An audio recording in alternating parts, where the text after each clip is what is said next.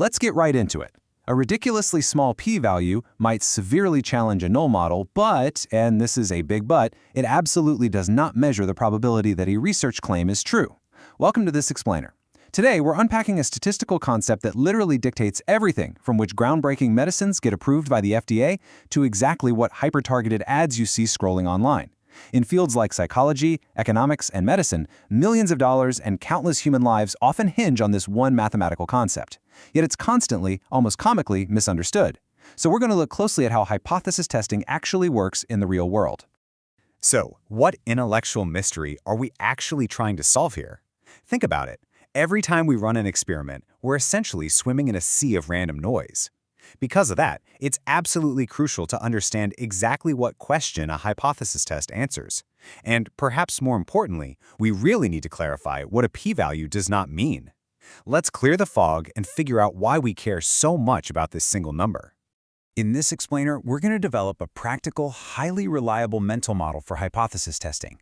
Look, this isn't about memorizing abstract textbook equations. It's about seeing the fundamental logic beneath the math.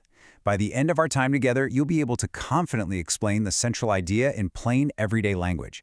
You'll also be able to follow the main analytical process from start to finish, and you'll quickly recognize exactly where a statistical result requires extreme caution rather than blind trust. Section 1. Defining the key terms. To build our mental model, we've got to break down the vocabulary, starting with our very first core component, the null hypothesis. The null hypothesis specifies the exact reference model we're testing. You can think of it exactly like the legal concept of innocent until proven guilty in a courtroom. It's the baseline assumption, or the specific reference claim, that's firmly established before we ever begin examining our test results.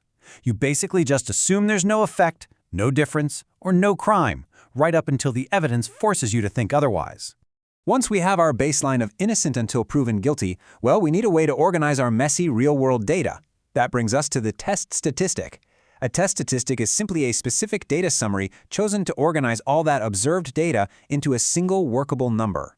Imagine condensing 1,000 sprawling survey responses into one specific average. We use this summary metric to directly assess how compatible our observed data actually is with that baseline null model we just defined. It acts as the critical bridge between raw, chaotic data and our clean baseline assumption. This calculation ultimately gives us our final output, the p-value. A p-value is what statisticians call a tail probability. Picture a classic bell curve in your head and look out at the extreme outer edges, the tails of that curve.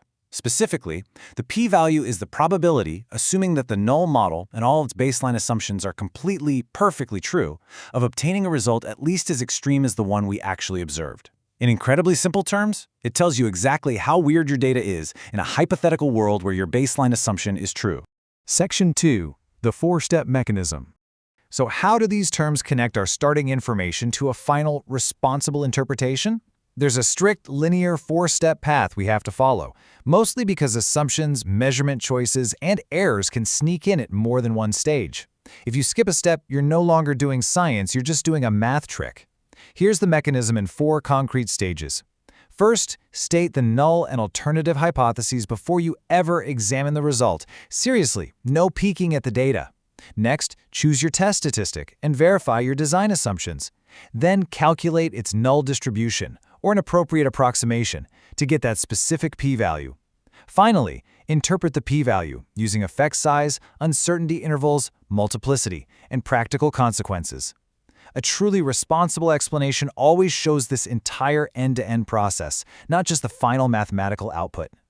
Section 3. Illustrative coin flip example. Let's apply this 4-step mechanism to an intentionally compact, illustrative example. We're keeping this small and simple so that every single transformation in the logic remains completely visible. While a real medical trial might involve millions of records, the conceptual path stays exactly the same as what we're about to see. Suppose we have a fair coin null model. That model naturally predicts that half of our coin flips will be heads. But when we actually run our test in the real world, we observe an extremely rare outcome: 18 or more heads out of exactly 20 flips.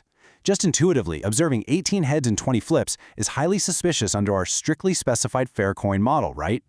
The crucial point is how the p-value technically handles this bizarre result. It sums the probabilities of all rare outcomes that are at least as incompatible with fairness as our 18 heads. meaning it calculates the exact mathematical odds of getting 18, 19, or a perfect 20 heads. Now, while this highly rare mathematical result might rightly motivate us to reject the idea that the coin is fair, it absolutely does not identify why it's happening. Is it a trick coin? Is the flipper a magician? It doesn't tell us the specific cause, nor does it tell us the size of the effect all by itself. It literally just tells us, hey, this is really rare if the coin were actually fair. Section 4. Misconceptions and limitations. Because a p-value cannot identify causes or effect sizes all by itself, we desperately need to establish strict boundaries for this tool.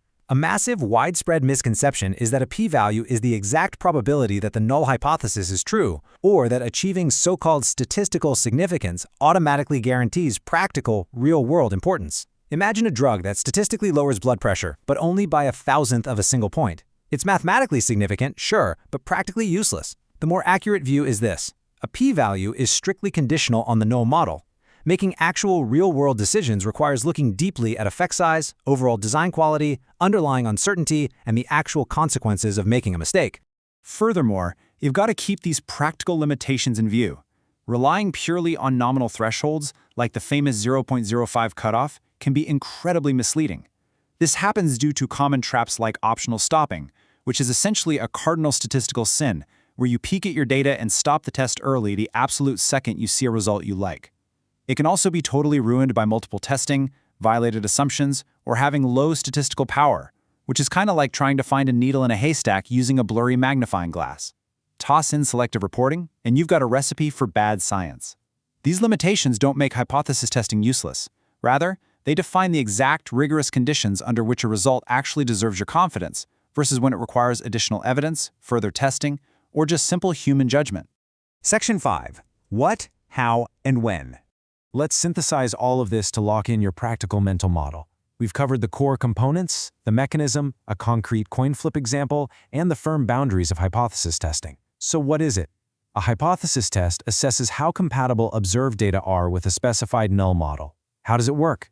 It moves systematically through hypotheses to statistic to p-value and finally to interpretation. And when does it matter? You should use hypothesis tests for pre-specified questions in well-designed studies, and always, without exception, alongside effect estimates and uncertainty intervals. Don't ever let the math obscure the context. And that is the essential byte: what it is, how it works, and why it matters. Thank you for tuning into this explainer, where we transform sources into clear, actionable understanding.